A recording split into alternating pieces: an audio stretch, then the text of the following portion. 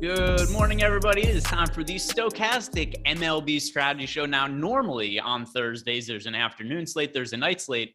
Not today, though. We only have night. Well, there's one afternoon game, but primarily night games. But there's a difference between FanDuel and DraftKings. So be aware, if you're playing on DraftKings, the slate locks at 6 p.m. Eastern Standard Time. Over on FanDuel, locks at 7. So DK has a couple of extra games, a little extra, a couple more talking points for us, and also makes the two slates look a little bit different. Like the video and subscribe to the YouTube channel as you come in the door. Adam, how are you doing today? How are you feeling about this slate? Doing pretty well. Yesterday was just another normal losing tournament day. But excited to get onto another slate. That's kind of just, how baseball goes. So the thing that was really frustrating to me about last night's slate, other than the fact that I really liked the Braves and they didn't do well, I played the Braves for the wrong reasons. I thought they were going to be a good, not necessarily super contrarian, but they weren't projected for that much ownership. I didn't think they were going to be a popular team. No, they were uber popular. So you had almost all of the ownership on the slate was being taken up by the Dodgers and the Braves. I knew the Dodgers were going to be popular. I thought the Braves were a good pivot point, but not as much the case when all of their players were 20+% owned. You have the Dodgers coming in like 30+% ownership. So Braves much more popular than I would have liked. I called the Braves thing and then just still didn't do anything about it. Like on the show, I was just like, yeah, we saw this happen a bunch last year, actually with Atlanta specifically, where we would project them to be so under-owned that I think like anybody using ownership projections just ends up jamming in the Braves and they end up being really, really popular. But then I didn't actually manually make them more popular. So I jammed in the Braves and they were like the same ownership as the Dodgers, basically. And the thing that was also annoying about it is I was looking at Ranger Suarez's numbers like, hey, it hasn't been great this year, but he literally had one start the entire year where he gave up more than 3 earned runs. So I was like, I don't know how much upside there is in the Braves, but if they're going to be 4% owned, I really want to jam them. And then the ownership came out. I was like, I don't need to pay attention to these baseball games because unless I get lucky, I built all my lineups under the wrong pretenses. But today's slate, I ended up around the field on the Dodgers too, partly because with the numbers that were input, you could go Dodgers Braves and be contrarian. Yeah. Well, I mean, you could have, if you played anything that wasn't Dodgers Braves last night, it was somewhat contrarian, which, oh, yeah. Unfortunately, not what I did. Those are my two most rostered stacks. It was really popular and generally not how I like to play baseball, but that happens from time to time. We've got another slate to talk about today, starting with the Atlanta Braves. And the Atlanta Braves aren't going to be popular today, but the pitcher going against them is Aaron Nola, 29.2% K rate, 2.69 expected ERA. Now, once again, he is only an option on the DK slate, not the FanDuel slate, but Nola, 10K on DraftKings, is projected for 61% ownership. There's high upside in this spot because the Braves have one of the highest strikeout rates against right-hand pitching, but there's also power in this lineup. So how do you view Nola when he's going to be in more than half of the field's lineups? Yeah, I mean, the thing is, with it only being a 6 or 7 game slate, depending on, well, I guess 7 game slate talking DraftKings, there's not a whole lot of pitching alternatives. And then like when you look at who they are, I mean, Garcia's facing the Dodgers, Severino's facing Houston, Garcia's facing the Yankees. You have Gilbert in a really good spot against Oakland, but outside of that, there's nobody else that you can turn to and say like, oh, well, they're similar to Nola and in a clearly better spot. So I understand why he's getting the ownership. I mean, 61% might be a little bit aggressive, but it is a good strikeout matchup. You probably don't have Acuna. You definitely don't have Ozzie Albies. So that, helps a bit. It's still a dangerous spot, but I just think that there's not similarly skilled alternatives that are in spots that are any better. And then going up against him when it comes to the Atlanta Braves offense, they're only projected for 2% ownership. Nola's going to be massively popular.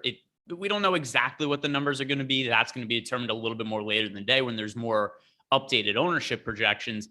But just considering that it appears Nola is going to be so popular, is this enough reason to get to a potent Atlanta Braves offense in tournaments at what should be lower ownership than yesterday?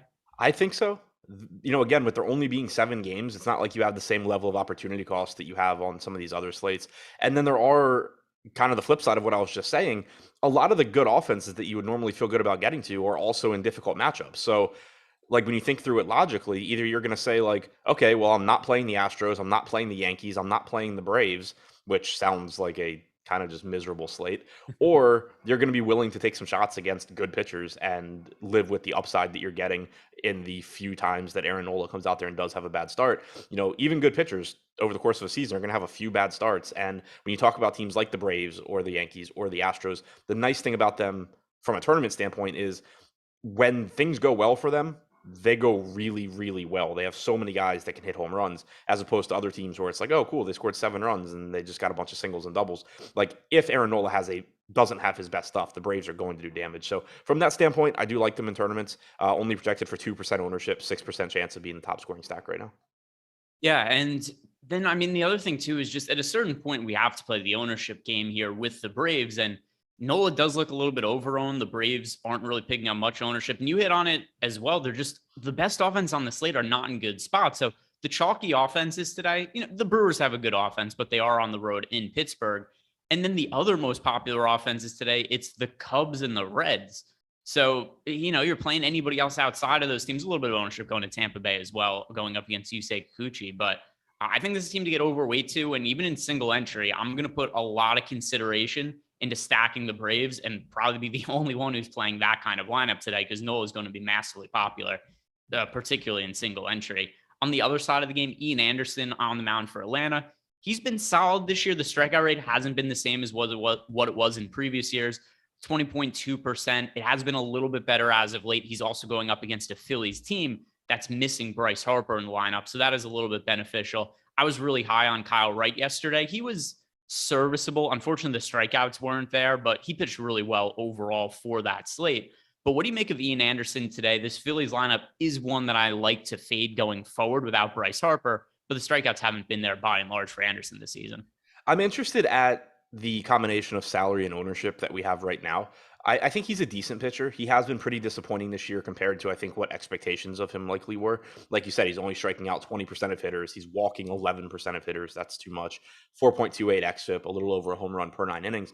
But he's priced for his production to date. It's not like we're getting a price tag that's factoring in that Ian Anderson was good recently. You're getting what he's been this year.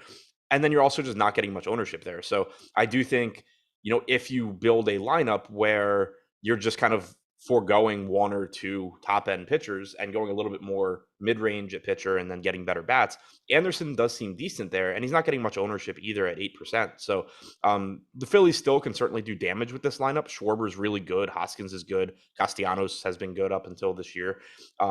Real Muto's tough to strike out. Gregorius is tough to strike out. Derek Hall has power. It's still not a bad lineup, but taking Bryce Harper out of it certainly weakens it. But for me, it's not so much like I look at it and say, oh, I think Ian Anderson has a great game. I think the chances of Ian Anderson having a good game at his salary are greater than the ownership that he's getting. Yeah, and then on the other side, when it comes to the Philadelphia Phillies, they're picking up some ownership, although it more or less seems warranted. 6% ownership, 6.5% chance to be a top stack.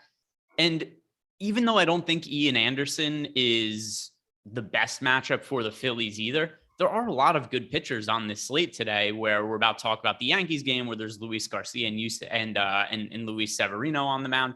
There aren't that many good spots to get to, which is why we have teams like the Reds and the Cubs picking up so much ownership today. How do you view the Phillies as a potential stack option going up against Ian Anderson? I think they look fine. Like when you look at Ian Anderson's numbers, there's nothing that stands out and makes you think the Phillies are a great stack. He's allowed a 194 actual ISO to righties this year, but a 156 expected ISO, only a 111 expected ISO to lefties. So both of those numbers are solid, particularly the one to lefties.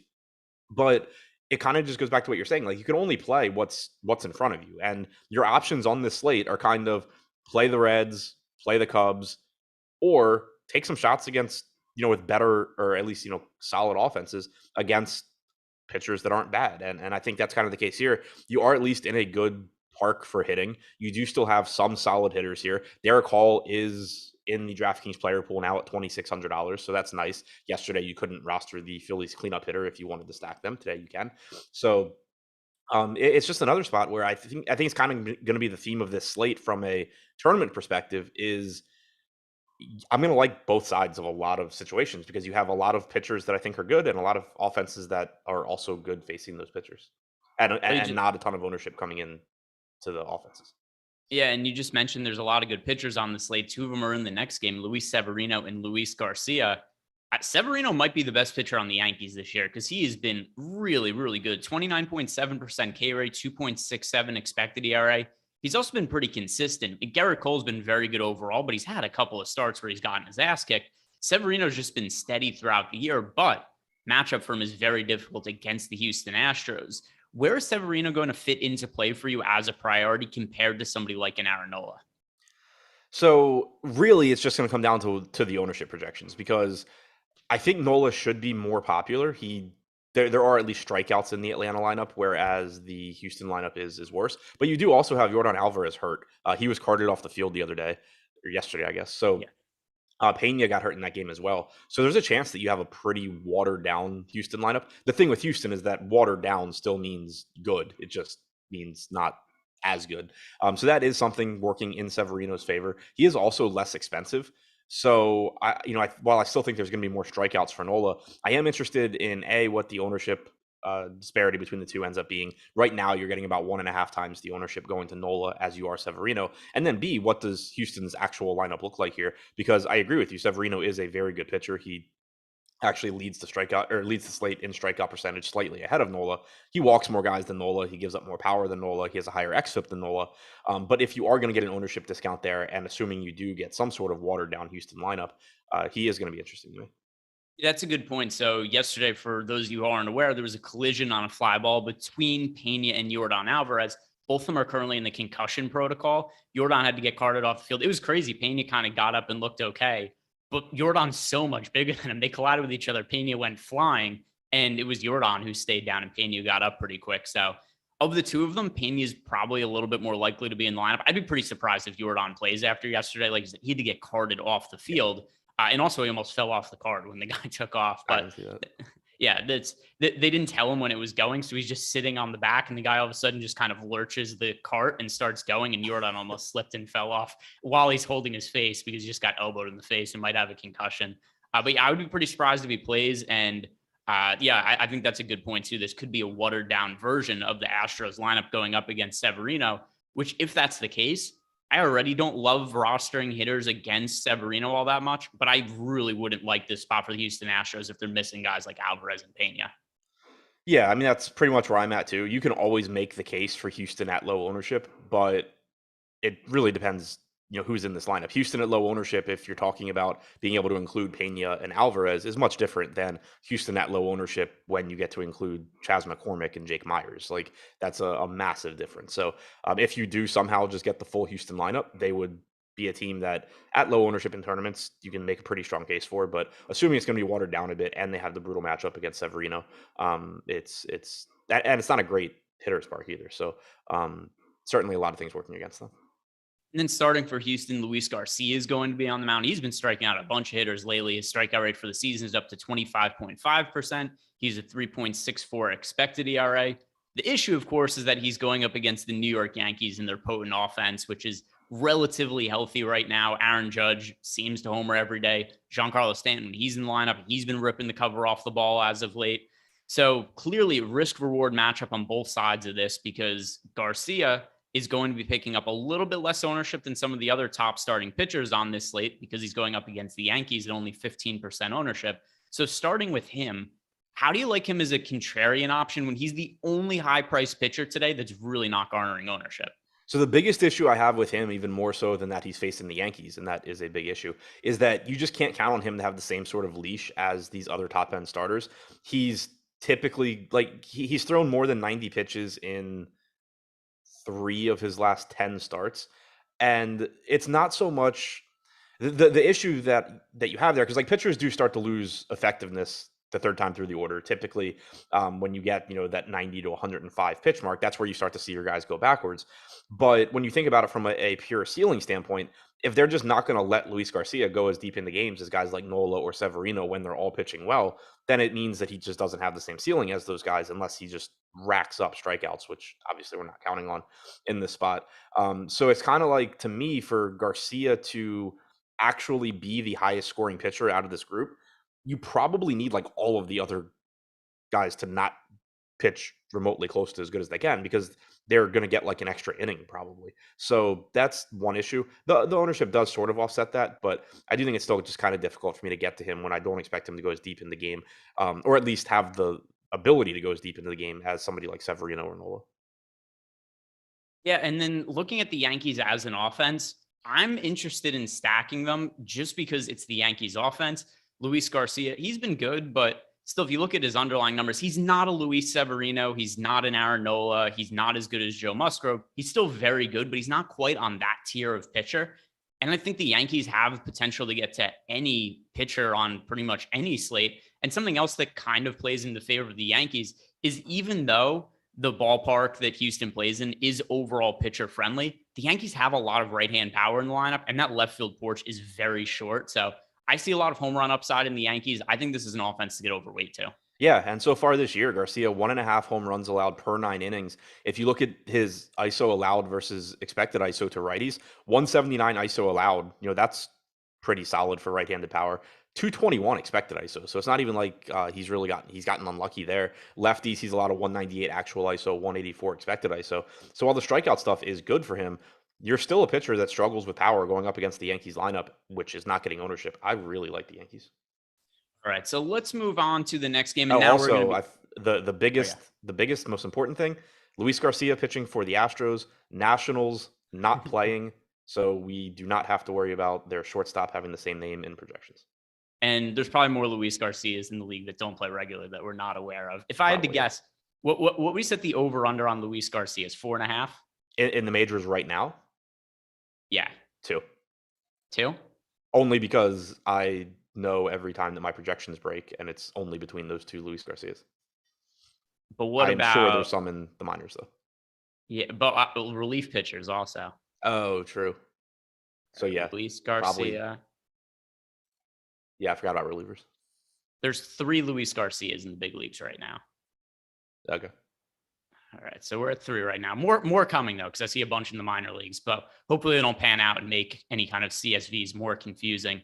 But so that wraps up the 2 games that are on just the DK slate. All the games going forward are going to be on both FanDuel and DraftKings. If you guys want access to all the tools that we have over at Stokastic, you can sign up for a Stokastic Plus Platinum Pass. And if you're signing up for the first time, use the promo code MLB Strategy Show. That's all one word, all capital letters, and that'll get you 50% off your first month of the Platinum package. Stop guessing, start winning, join Stokastic Plus today. Get access to stuff like our player projections, top pitcher tool, top stacks tool, ownership tool, all stuff that's really valuable when building baseball lineups. So moving forward now with the games that are on both DraftKings and FanDuel, a little bit of a change here because the Brewers are pitching against the Pirates. And at least as of this morning, Jason Alexander was the listed starter at Sportsbooks. He was the listed starter on MLB.com. Not the case anymore. It now appears that Adrian Hauser is going to be starting for Milwaukee against Pittsburgh. He's also the current pitcher in all of our tools, so that's all updated. Hauser this year, he's been okay. 4.5 ERA, 4.26 expected ERA. Not very many strikeouts to speak of, though, at 17.6% K rate. Where does he fit in the mix to you as a starter today? Because there are not very many SP2 options that we could look at on DK as being reasonable salary savers. I think he's very clearly underpriced. He doesn't strike guys out. You mentioned that. He has a 17.6% strikeout percentage this year. He does do a good job of limiting power, only 0.73 home runs per 9. 4.12 xFIP is serviceable. Good matchup against Pittsburgh in Pittsburgh. I think it really is just going to come down to like how much do you need savings at pitcher, because I typically believe that like any competent, decent major league pitcher that is starting stretched out and $5,400 is underpriced. Kind of made the same case for Corbin the other day, but it's still not like in terms of raw points he projects really well because he doesn't strike a lot of guys out. He's probably not going to go that deep into the game like you're hoping for 6 innings. So if I need to save at pitcher, I don't mind going to Hauser here in a good spot. Right now, he's also only projected for 1% ownership. So I think it's likely that either that ownership number comes up or it's telling us that you really just don't need the savings there, that there's going to be enough value elsewhere. But if you do need to pay down for pitcher, I think Hauser is underpriced. All right, and while we're on this game and we're about to talk about the offenses here, we do have a super chat from Mr. Nice Guy. He has a 1v1 baseball question. He wants to know Tyrone Taylor or Harold Ramirez. Well, for baseball, it's very much going to be predicated on who else is in that lineup, but I'll go check our projections and see at least which guys projected higher. As far as the stacks, we have the Rays, if I remember correctly. We aren't at that game yet, but they're one of the most over-owned teams on the slate. We have them pretty negatively leveraged. So let me look at the individual ownership for Harold Ramirez. He is somewhat popular, projected for 13% ownership. Tyrone Taylor is projected for, why can I not find him? I've spelled Taylor correctly. Do we not have him in our projected lineup? That is very possible. I mean, if we don't have him in the projected lineup, that makes it for a very easy answer. Oh, no, here he is. Okay. So they're projected nearly identical in terms of ownership, 12% for Taylor, 13% for Harold Ramirez. So I'm gonna say Harold Ramirez just because the spot is better against Yusei Kikuchi. That and he hits a little bit higher in the lineup. Taylor usually hits towards the end of the order. Harold Ramirez in the middle. So it's pretty early to be locking in a baseball lineup, but assuming both those guys are in and they're hitting in the normal slots, I'm going to go with Harold Ramirez there. Do you have anything else insightful to add to this? No, I agree with you. It's just a better home run matchup. All right. So Adam lost more in crypto than he won in DFS. I wasn't that into crypto. yeah. Unfortunately, like if I had actually gotten a lot of money into crypto, like when I should have, I would have made plenty, but didn't and wasn't. What is that apropos of? That seems. I have no idea. He's probably still mad about Byron Buxton. Oh, that's possible. It's tough to recover from a Byron Buxton game where he has an 0 for, what was that, 3 weeks ago now? Yeah. Some people will never forget. And it's your fault too. Byron Buxton, before every game, he watched our shows just to see what we're saying about him. And you most likely got into his head. Other side of the game, Pittsburgh Pirates are going to be going up against Adrian Hauser. The Pirates offense, they do have a lot of young talent in it, but it's still not particularly good, nor is it going to be consistent. O'Neal Cruz has really struggled, at least so far in his stint at the big leagues. How do you like the Pirates as a potential stack today against Hauser? I don't. The Pirates suck. Hauser's not bad at limiting runs. They're one of the lower top stack percentages on the slate. The ownership is coming in around where it should. It's more so individual guys for me for Pittsburgh. Like, I think it's going to be easier to mini stack them or kind of just round out lineups with some guys. Brian Reynolds at 4,400 looks good coming off a 3 home run game.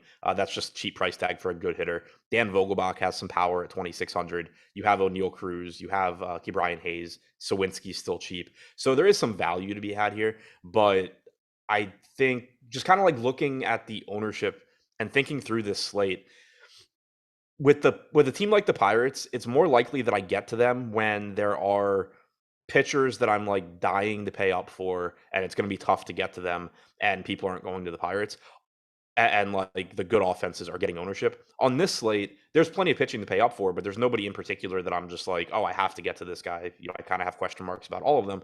And there are so many good offenses that aren't getting ownership. Like if you tell me I get to play I get to just like mix and match Yankees, Braves, Dodgers, Astros, whoever at lower ownership than the Pirates, sign me up.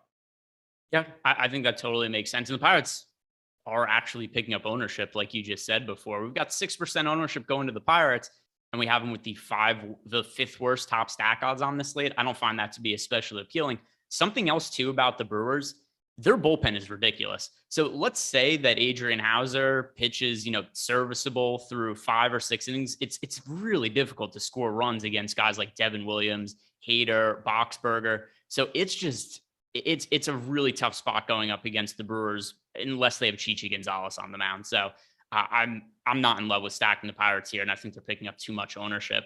On the other side of the for me, sorry. I probably use them more like, if I am going to like a Yankee stack. So I do need some savings. Yankees plus like Vogelbach, Cruz, Sawinski or something. Just grabbing 3 names randomly. But like that makes more sense to me than running a bunch of just like 5-man Pirates out there. And on the other side of the game, JT Brubaker. If I had to roster one Pittsburgh Pirate today, Brubaker is probably the one that makes the most sense to me, more as a DK specific play. He's priced all the way up to $8,800 over on FanDuel. But for DraftKings purposes, Brubaker, $7,500, only picking up 2% ownership. The pitching options we have sub 8K today generally suck on DraftKings today. I think there's some merit to Ian Anderson that we talked about before. Then the other guys, Kikuchi's been awful this year. Mitch White, he's kind of have some question marks for how deep he's going to work into games. Then we've got Kyle Hendricks, Graham Ashcraft. So there just aren't great options to get to here. Brubaker is the one under 8K that we have with the best top 2 pitcher odds.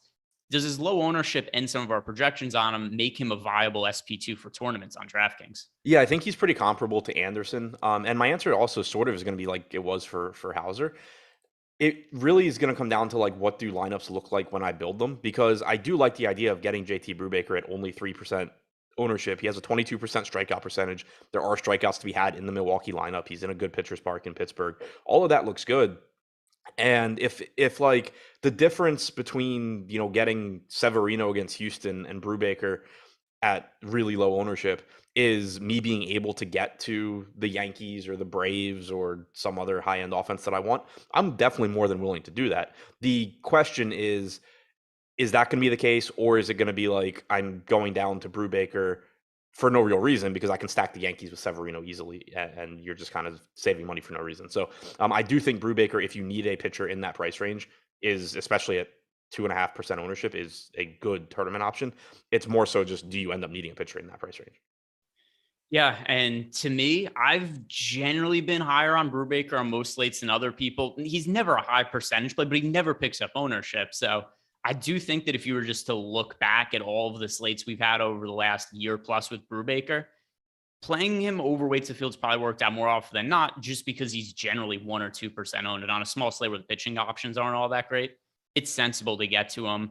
And then on the other side of the game, when it comes to the Milwaukee Brewers, we currently have them picking up a ton of ownership. They're expected to be 16% owned over on DraftKings today. Weirdly, only 14% owned on FanDuel, even though FanDuel features less games. So on FanDuel, I do think they're more appealing than they are over on DK, although negatively leveraged on both slates. So I'm higher than Brubaker than what the general public is. It's a small enough slate where I don't think we could write off the Brewers, but it's a team I want to be underweight to.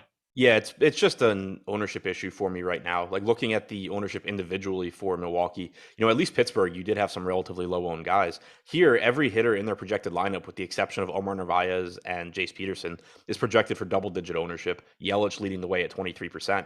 I think Rowdy Tellez at 3,500 is a good play. I think Colton Wong at 3K is a good play. The issue is just that you're going to get a lot of ownership coming in there, and it's baseball. So, like, in cash, I would think that, I obviously haven't built a cash lineup, but I wouldn't be surprised if you saw Rowdy Tellez or Colton Wong be somebody that kind of pops up in the top projected lineups. But in tournaments, I just don't really have any real reason to be getting to those guys at 15 to 20% ownership. Yeah, it is a lot of ownership. We have some good offenses that are at lower ownership. So unless something changes, not going to be a priority for me. Moving on to the next game, and part of this, it's going to be hard to know what to make of. The Tampa Rays have not confirmed a starting pitcher today. The main reason is because Drew Rasmussen, he's been on the injured list. He could potentially come off it to start today, but it's just speculative. It hasn't been announced yet. So there's no betting line for this game, no announced starting pitcher for the Tampa Rays. So that takes a portion of this game we can't really talk about between the Rays and the Blue Jays. So make sure to like the video, subscribe to the YouTube channel, check out the deeper dive live before lock later in the day when we actually know who's going to be starting for Tampa Bay. But starting for Toronto, we know it's going to be a pitcher who struggled this year. Yusei Kikuchi, good strikeout numbers, 25.5%, but he's giving up so much hard contact this year. So a 6.76 expected ERA, a 1.59 whip. The Rays are going to be really popular, but do you think it's warranted considering the contact Kikuchi's allowing this season? Yes and no. If they weren't popular, I would really like them. So there's that. Like, he is giving up a lot of hard contact, like you said. He's giving up a lot of power. We kind of mentioned it when we talked about Harold Ramirez a second ago, but 275 actual ISO to right-handed hitters this year, 294 expected ISO, also a 27% strikeout percentage. This is just a huge boom or bust spot for both sides. You have Wander Franco back. You have Paredes from the right side, who we know has power. Arozarena is going to look really good. Ramirez looks good. Tampa Bay looks very good here, and they're getting outside of Tropicana Field, which is nice. So you'll kind of have to like all of that. The issue is just that they're also pulling a lot of ownership, and Kikuchi is capable, at least, of going out there, striking out a bunch of guys, having a good game. Looking individually at the hitters for Tampa Bay, Paredes leads the way at 15%, Franco's at 15%. Diaz and Arozarena around 15%. So is Harold Ramirez at 13%. So the guys that I like are getting ownership. I think that they're good plays, but I do think the ownership is there. On the other side with Kikuchi, though, I'm kind of interested in a similar vein as Anderson and Brubaker. There's no doubt this guy has a ceiling here. Is he likely to give up some home runs? Yeah, but he also has a higher strikeout percentage than Logan Gilbert this season. So I think it would be crazy to say that at 6,700 you couldn't think that Kikuchi ends up being a really good option in tournaments. 12 career home runs for Isaac Paredes, and he's hit 5 of them in the last week. So he's a one-off hitter that I assume that some of the public will want to get to going. The guy homers every time he starts. Like, it's ridiculous. Yeah, at least as of late, it wasn't the case before, only in the last week, but Yeah, I ever think he has since like a 2 home run and a 3 home run game this season, and he like barely plays.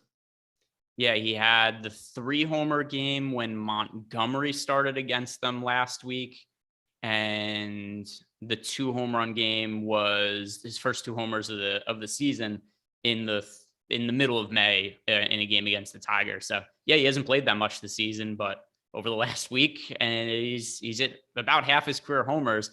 And you hit on something that I think is pretty interesting that I want to expand on a little bit, which is the Rays are going to be very popular. We have them as an over-owned team.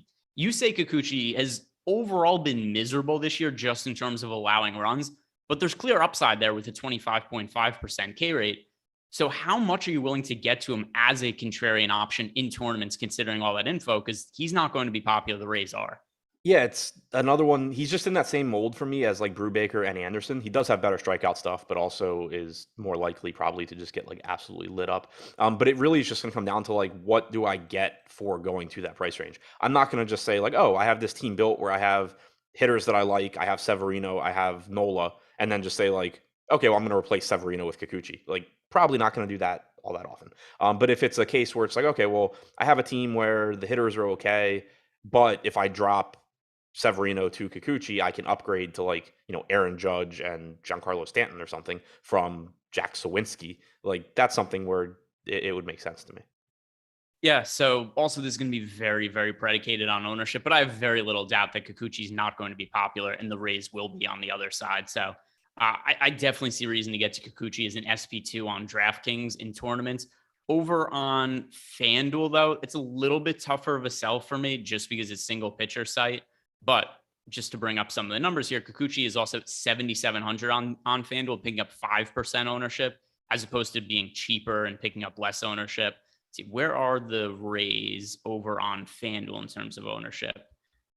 The Rays are also much less popular on FanDuel, so it's a little bit different of an outlook on FanDuel as it is for DK for me. So Kikuchi would be more of a DK option. Moving on to the next game on the slate, and this is one where we've got two bad offenses, but they are both pretty popular today. The Chicago Cubs against the Cincinnati Reds, really high implied run totals in this game. 5 for the Cubs, 4.7 for the Reds. Kyle Hendricks on the mound for Chicago. Graham Ashcraft is going to be on the mound for Cincinnati. Have you watched Ashcraft pitch at all, by the way? No. So I didn't know what I bet the under on his strikeouts prop last game. We had it projected really well. And I was looking at his strikeout numbers like, these are no good. And then I go watch him pitch. He's throwing over 100 miles per hour in the first inning. I'm like, oh, this is something kind of interesting. But apparently he has ridiculously good stuff. And I just think the Cubs are going way too highly owned here. We've got them projected for 15% ownership over on FanDuel, 17% on DK as the most popular team on the slate. Ashcraft's numbers are not bad this year, and he has good numbers. I get that the strikeouts aren't there, but he's a 3.23 3.23 expected ERA, 1.09 WHIP. I just don't want to get to the Cubs anywhere near where the field is getting to them. Yeah, it's kind of interesting because like we lose Coors Field after it's been super popular, and now we get a Wrigley win game on a slate where it's hard to like find offenses that you really like. So I understand like why the ownership's coming in here. You do have the wind blowing out in Wrigley. It does look like it's supposed to be between like 85 and 90 degrees as well. And Ashcraft doesn't miss bats for whatever reason. Like you said, he's averaging 97 miles per hour on his fastball, but only struck out about 20% of hitters at AAA this year. He's only around 15.5, 16% in the majors. So you're going to get the Cubs putting the ball in play. They do have power, but they're also popular. And this is just a situation where if they weren't getting ownership, I would certainly like the Cubs here. I would take my chances on being able to put the ball in play against Ashcraft in favorable hitting conditions. But if the rest of the field's going to be there, I would prefer to just go to other options. We have 3 guys on the Cubs right now on DraftKings projected for more than 20% ownership, 4 more guys between 10 and 20%. It's just an offense where it's going to be difficult to 5-man stack them and not just be holding hands with a large percentage of the field. Yeah, that's where I'm at as well. Obviously, if the Cubs were less popular, you'd be like, kind of an unknown guy in Ashcraft. Let's stack against him. But the numbers look kind of decent this year, even with the strikeouts missing. And the Cubs are just really popular, and they're not a good offense. So no real interest there. Do you One want to thing get that does stand out with Ashcraft, 200 expected ISO to right-handed hitters. Do you want to roster him at all for leverage purposes? No.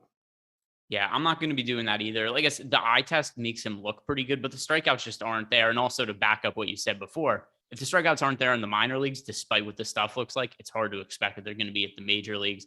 And he's also fairly expensive. Yeah. Kyle Hendricks on the mound for the Cubs. Once upon a time, a good pitcher, not that guy anymore. 17.2% K rate, 5.22 expected ERA. The ground ball rate, not quite as high as it used to be. He's also walking a lot more guys than he did in the past. I can't consider Hendricks at all in this spot, but how do you view the Reds going against him? Because the Reds also going to be popular. Cubs and the Reds, two most popular offenses on the slate today. Yeah, if I were to roster a pitcher in this game on DraftKings, it would be Hendricks just because he's 5,100, but more likely that I would just go to Hauser in that price range. The Reds are kind of the same thing as the Cubs for me. I think it's a good spot. The weather's favorable. I've thought Hendricks has sucked basically forever. Now he finally does. 290 expected ISO allowed to lefties. That is ridiculously high. 176 to righties. But the ownership is coming in on this team too. I mean, you have two guys in India and Votto north of 20%. You have four more with Farmer, Jory, Moustakas, and Pham or five more. Senzel's at 10% too, between 10 and 20%. So it's just like the Cubs. If you have a contrarian team and you want to round it out with a couple of Reds or a couple of Cubs, great, makes sense. They project well. They have a lot of upside and all of that. But if you're going to 5-man stack the Reds, you're just going to end up overlapping so much with a large percentage of the field where it's going to be tough. It's always tough to win a tournament, but it's going to be even more difficult. Yeah, I mean, these are just not good offenses. We have the Cubs and the Reds are projected to make up a third of the field's ownership. It's not to say they don't have upside because favorable hitting conditions, the pitchers are no good. But I don't think the pitcher, well, actually, I think Ashcraft might be decent, but I don't think that the offenses are better than the pitchers in this spot. Does not say I think the pitchers are much better either, but there's a lot of garbage in this game, and the field is flocking pretty heavily to the offense side of the game. And I feel pretty good getting away from the Cubs and the Reds when they're both going to be really popular as far as chalk goes. So I'll be looking elsewhere for my offenses getting underweight to the field. It's a small enough slate where I don't think we could write off any of these offenses entirely, but I'll be well underweight to both of them. Yeah, it's kind of just like it all depends on what your lineup's going to look like. But like when I say that I'm going to have trouble getting to a team like the Reds or the Cubs, it's not because I don't think that they're like the best offenses at stack. It's just that when I'm going to play, 150 lineups or if, in 20 max 20, whatever it may be, when I'm trying to find the best combination of, basically projection and lack of ownership, it's just going to be really tough for enough Reds or Cubs lineups to move up to the top of that list for me to get to where the field is. Yeah, I think we're on the same page there. So a lot of ownership there. Let's see what it looks like later on the day. And things could also change when we get a starting pitcher name for the Rays, because let's say the Rays go with a terrible starting pitcher. The Blue Jays might end up being really popular. I think it's going to be Springs if it's not Rasmussen. Who do you think it's going to be? Springs. Yeah, if that's the case, then the Blue Jays won't be all that popular, but we'll see what it looks like later in the day when the projections come out. Also, shout out to Prize Picks, the sponsor of today's show. If you guys are signing up at Prize Picks for the first time, make sure to use the promo code AWESEMO to get up to a $100 bonus on your first deposit. Why would you sign up and not get free money when you get sign up and get free money? So sign up using that promo code AWESEMO, get a little bit of extra cash in your pocket. Couple games left to talk about, and the West Coast games here coming up. A couple high-end pitchers to mention, some good offenses, starting with Joe Musgrove going up against the Los Angeles Dodgers. Musgrove has had an excellent season, 24.6% K rate, 2.83 expected ERA. Obviously, the downside, though, is that he's going up against the Dodgers. The Dodgers finally were able to score some runs at Coors Field, but overall, it was a pretty weak trip to them when they went to Denver. Now, it'd be funny if all of a sudden they go out and they score like 15 runs against Joe Musgrove after they just totally bombed his chalk a lot of time that they were in Colorado. But what are you going to make of this matchup with Joe Musgrove against the Dodgers? Do you want to get to Musgrove as a somewhat contrarian pitching option? Want isn't the word I would use, but I think that the way ownership is set up right now, it makes sense. If you look at our pitcher projections for DraftKings, we have Musgrove like a point and a half behind Severino, basically a point and a half behind Logan Gilbert, a few points behind Aaron Nola.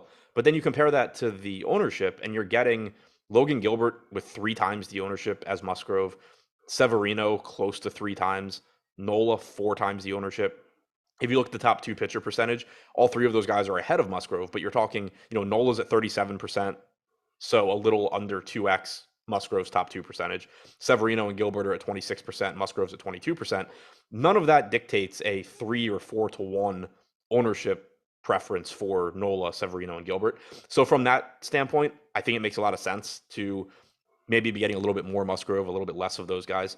The matchup sucks. Like there's no way around that. But you again, you kind of just have to take what you're given, and it's not like the matchup is great for those other guys, with the exception of Gilbert. So right now, with the way ownership looks, I think Musgrove makes sense. If it starts to change a bit, if Nola's ownership comes down or Severino or Gilbert come down, I'll be more than happy to get away from Musgrove. But the way it looks right now, I think I get there. Are you going to look to stack against them at all with the Dodgers? The Dodgers were, like I said, a very disappointing team for the field by and large during their trip to Coors Field. We had one day where they're like 40% owned, didn't score runs. The next day, they're all 20 to 30% owned, and they only put a couple of runs up on the board. Joe Musgrove today obviously doesn't present a very easy matchup, but the Dodgers are way, way lesser owned now. They're only picking up 3% ownership over on DraftKings today. On FanDuel, 6%, so a little bit more, but it's also a smaller slate where a couple of games are cut off. Is this a contrarian offense to get to? Yeah, they're similar to Atlanta for me. I think the Yankees are my preferred of the teams in tough matchups. But beyond the Yankees, there's no reason to me like not to want to go to the Dodgers on this slate when Trey Turner is projected to be the highest owned guy on the team at 5%. This is just an insane amount of talent. They're not that prohibitively priced either. Turner's expense. Turner, Smith, and Freeman are all north of 5K, but Muncy's 4,600. Turner's 4,400, Taylor and Bellinger are 42 and 41 respectively. It's not like you're breaking the bank to get to them as a stack. There's a few really expensive hitters, but that's it. So yeah, they're not going to succeed all that often. Musgrove is a very good pitcher, but this is also one of the best offenses in baseball. They're getting no ownership. If the field wants to go to the Pirates and the Rays and the Reds and the Cubs, I'm more than happy to take my chances on teams like the Yankees and the Dodgers. Yeah, and you're also just going to get yourself on way different builds than everybody else, because if you're paying up at offense, you're going to have to go cheaper at pitcher at some point. I think there's really sensible ways to differentiate on the slate. Yep. The Dodgers being one of them. Is it risky? Yeah, but is it any riskier than being like, hey, I'm stacking a chalky Reds or Cubs offense? Probably not. So right. I do think that makes sense from that standpoint. And to your point from the roster construction too, like, I've mentioned it on a couple of these mid-range pitchers where it's like they do have a ceiling, but they're not getting any ownership, probably because if you just like crunch lineups, you don't need them. But there's no reason you couldn't fit like Freeman, Smith, and Turner into the same lineup and just end up, taking a chance to somebody like Kikuchi or Brubaker or Ian Anderson in the mid-range. There is mid-range pitching today that at least has strikeout upside, even if they are scary. And then starting for the Dodgers, Mitch White is going to be on the mound. I just pulled up his pitch counts here. Here's always going to be the issue with rostering Mitch White. His last three starts, pitches 75, 69, 78. You see him get up to 78 pitches and you start thinking like, okay, maybe he's built up. He's going to get more leash. But then he throws 69 pitches the next time out, followed by 75. It seems like the Dodgers are really capping him somewhere in that 70 range or so. That makes him really tough to get to. His numbers for the year aren't bad, with a 24% K rate and a 4.37 expected ERA. But the Padres may or may not have Manny Machado back in lineup. He's supposed to come back this week, running out of time in the week. So I think that it's either going to be today or tomorrow or so that he's back in the lineup. If he's back, that obviously makes it a little bit more difficult of a matchup for Mitch White. But really the main thing that prevents me from getting to him, it's just the pitch count. Pretty sure we've used like the entire 10 days too for Machado, who didn't go on the injury list. But anyway, yeah, I don't really have any reason to get to White, especially because those other mid-range guys aren't pulling ownership. If it was like, Kikuchi's getting ownership and Brubaker's getting ownership and White's not, then I could make some sort of case for just like maybe 70 pitches of Mitch White is still better than Kikuchi getting lit up by Tampa Bay. But I would rather just take my chances on guys that can go deeper into the game if they are pitching well. Yeah, and then when it comes to the Padres offense, there's no real ownership going here, but it's not all that favorable of a spot either. 2.4% ownership projected over on DK. FanDuel got the Padres picking up 5% ownership. The spot against Mitch White, it's not the best in the world. It's not terrible either. He's been a pretty middle of the road pitcher, but when you got somebody who's only going to be pitching probably 4 or 5 innings or so, and then it's a pretty solid bullpen behind him, I don't think this is a great spot for the Padres, especially if Manny Machado does end up being out of the lineup today. So Padres, if you're playing 150 lineups and you have some exposure to them, okay, but this is not a team I'd be playing in 1, 3, 10 lineups or anything like that. It's really just a large field play with a little bit of sprinkles of exposure. It's not a priority. How do you view the Padres going up against White? They're one of the more difficult teams for me to actually make like a coherent case for wanting to get to. Their lineup isn't that good, especially if Machado is out. The matchup against White isn't great. The ballpark isn't great. White himself isn't pulling ownership, so you can't even make that sort of argument. Most of these other teams, it's at least been like, oh, well, the matchup's bad, but they have a massive ceiling. Here, it's kind of just like every team has some semblance of a ceiling in baseball, but like it's not like this Padres team is on the same page as like the Dodgers or the Astros or the Yankees or the Blue Jays. So it's just really tough. They kind of just don't check off any of those boxes. Like they're not the best value team. They're not in the best spot. They're not the best offense. They're kind of just there, and I think it's gonna be tough to get to. All right, final game of the slate to talk about: Oakland A's, Seattle Mariners. Relative to ownership right now, Seattle's my favorite stack on the slate. This is why. Adrian Martinez on the mound for Oakland. He's made really limited starts to the big leagues this year, so I don't think we could put too much into what we've seen from him. I mean, he's literally made one start where he's pitched 5 innings. It went well, but here are his minor league numbers this year. 13 starts in AAA with a 5.63 ERA and a 5.63 FIP. Last year in AAA with the Padres, 5.28 ERA, 5.29 FIP. He's 25 years old. He's an unranked prospect. His projections on Zips and Steamer are surprisingly decent, but I think there's a chance that he is not a good pitcher, and the Mariners are not picking up that much ownership, right around 5% on DraftKings and FanDuel. If this is the case, going up against an unknown Adrian Martinez who's had his struggles in the minor leagues, I think there's upside in Seattle. Where do you stand on this matchup? So the only slight disagreement I have with you is that giving up a bunch of runs in the PCL doesn't really matter. And this year he did see a drastic increase in strikeouts at AAA. He struck out like 26% of hitters. So I guess I'm like more in line with the Steamer and Zips projections than with the lack of run prevention at AAA. But I still don't expect this guy to be good. He's a pitcher for the A's. So that's normally sign number one that he's not going to be good. But like you said, he's 25 and a half. He's not a prospect. Like he's just a guy. He projects to maybe be decent, but projects for an 18% strikeout percentage, 4.1 FIP. I'm with you as far as thinking that there is upside in this Mariners lineup. I guess I just think he's probably not quite as bad as those AAA numbers suggest. But assuming that the Mariners' appeals aren't heard and that you still have J.P. Crawford, Julio Rodriguez, and Jesse Winker in this lineup, I do think it's a high upside spot. Yeah, that's a good point too. Is I need the best players in the Mariners to actually be in the lineup. We don't know where that is. The guys like Winker's been suspended for 7 games. Julio Rodriguez has a multi-game suspension. They're appealing it, so we have to see where baseball lands on that ultimately. But I would assume until that appeal process is over, which I don't think is going to be today, they're going to be in the lineup. But things could change if that's not the case.